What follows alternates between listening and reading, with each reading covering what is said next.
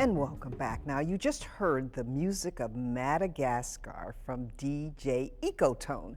And I want to add that what you just heard was made entirely from animal voices as they sound in nature. No auto-tunes, no time changes, just the sounds of the rainforest and the voice of DJ Ecotone. Now, he's here to tell us more about how he creates his music and the importance of respecting nature. Ben Mirin is a wildlife DJ, a science educator, and he hosts your own show? Yes, I do. And tell us the name of the show. It's called Wild Beats, and it's on National Geographic Kids online and on TV on Nat Geo Wild every Saturday morning for the next month. Oh, wow. Well, welcome to you, number one. Thank you. All right, how did you get started? I got started by being fascinated with birds since a very young age. I got a book on penguins when I was about 3 years old from, I think, my mom, and I couldn't read it, but I saw the pictures and just was transfixed and started studying bird books of all different kinds. And an interest in beatbox emerged in a similarly organic fashion a few years later. I started beatboxing around age 9 by watching cartoons on TV and imitating the theme songs back at the screen. And I'm sure my parents found this fascinating.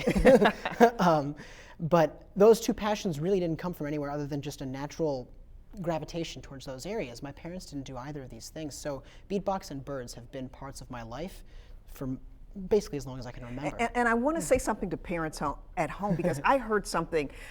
Parents, he couldn't read, but she gave him a book. Give your children books. Mm-hmm.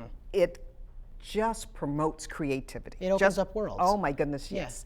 Now, tell us about your show. Sure. What's it about? Outdoors? Well, the Wild Beats synthesizes these two lifelong passions into a singular idea. They're a series of music videos that take us to different ecosystems around the world, whether it's the desert or the African savanna or the jungles of Southeast Asia, especially Borneo. And each place has sounds from that location. I can see the desert Yeah. not being very noisy.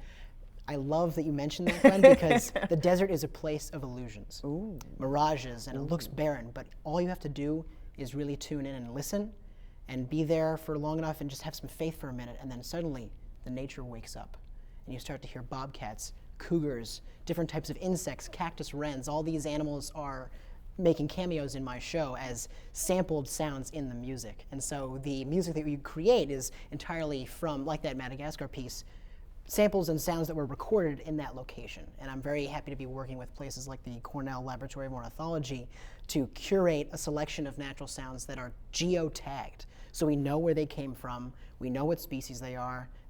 The more data we have, the better we can tell a story through this music about that location and bring it to life for people who watch it. Now, what has been the reaction to your very unique style of music?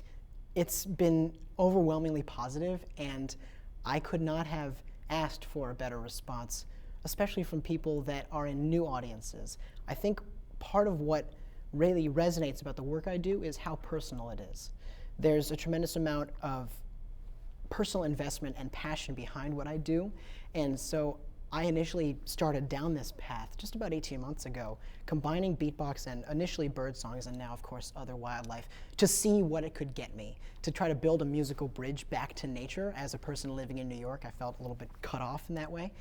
And then suddenly I found that other people felt this feeling of estrangement from the natural world, from the wilderness, and I was tapping into that. And then they learned a little bit about why I did this, and they really were very supportive. And very quickly, tell us about your upcoming trip to Madagascar. Yeah, so I'm going on an expedition for 5 weeks this September and October to 3 different rainforests in Madagascar. I got a fellowship from the Safina Center, which is an environmental think tank at Stony Brook University. And it's run by the author Carl Safina, who's a dear friend of mine and a mentor. And he's helping me go over there to work with another mentor of mine, Dr. Patricia Wright, who is a lemur expert. And we're going to be recording the sounds of wildlife in those rainforests and making music from each site, doing concerts with local people, and making an anthem for the place's natural heritage. Where can we find your work? It's on djecotone.com, and you can follow me online. You can tune into the actual expedition in real time at DJ Ecotone. I'm going to be on Twitter, Instagram, Facebook, Periscope, all those platforms. And you're going to answer questions?